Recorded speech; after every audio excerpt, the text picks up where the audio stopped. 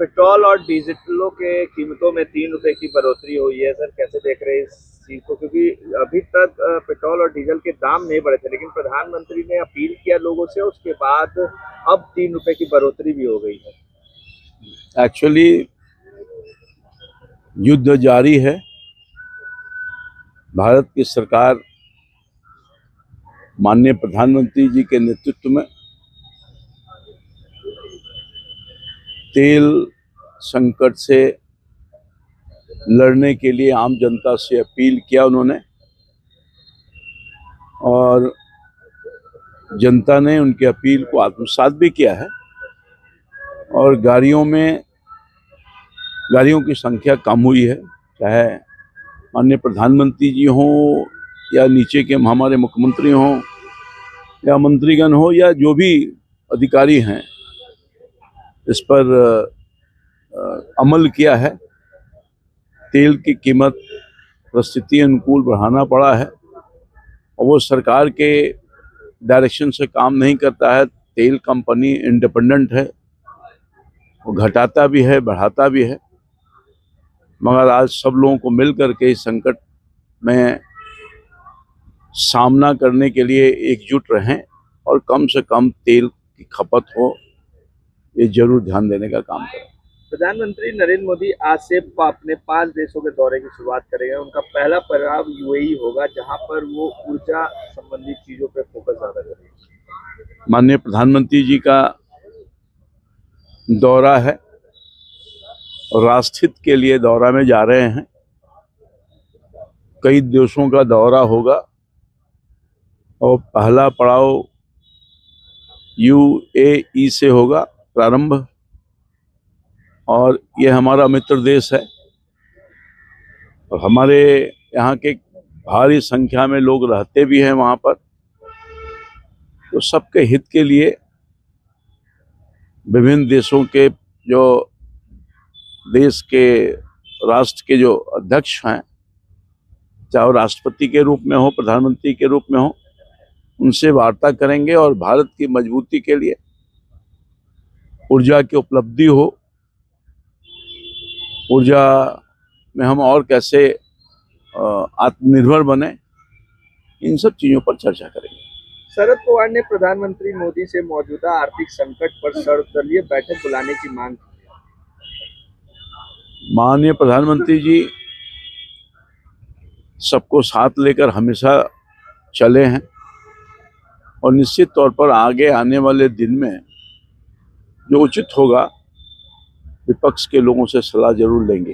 TMC सांसद अभिषेक बनर्जी ने आरोप लगाया है कि बंगाल में बीजेपी ने जनता के जनादेश को लूटा है। उन्होंने मतगणना में गड़बड़ी का आरोप लगाते हुए कानूनी लड़ाई की बात भी कही। अभिषेक बनर्जी ने पिछले 15 साल के शासन में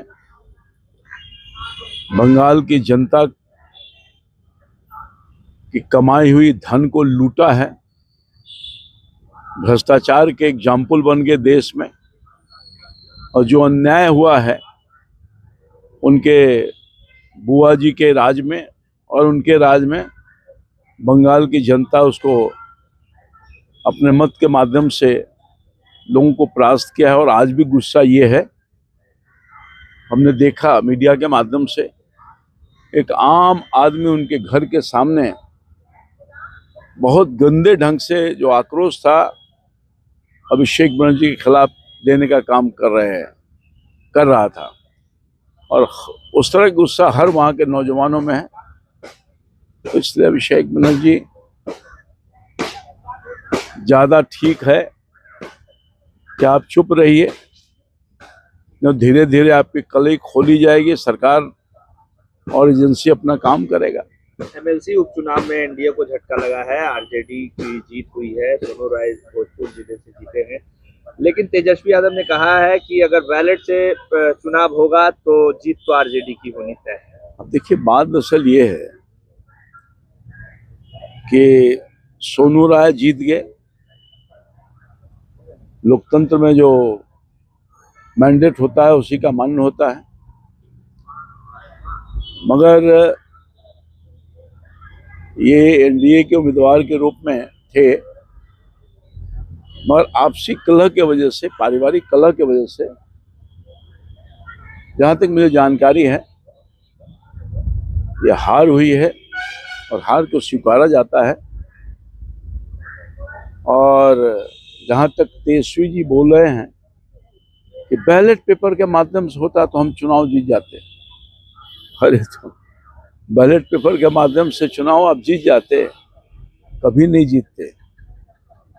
तेजस्वी जी को सबक लेना चाहिए, हार को स्वीकार लें। अच्छी बात है, हार को स्वीकारेंगे, लोकतंत्र में हार को स्वीकारना ही चाहिए।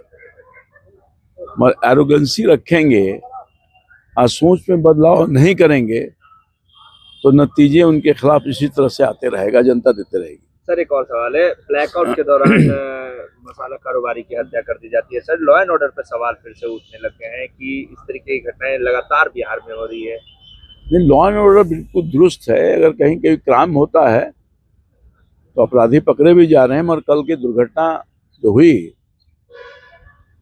और वो दुर्भाग्यपूर्ण था। और कल से ही पुलिस अपराधी को पकड़ने के लिए सक्रिय है। जल्द अपराधी पकड़े जाएंगे और उनको कड़ी सजा मिलेगी।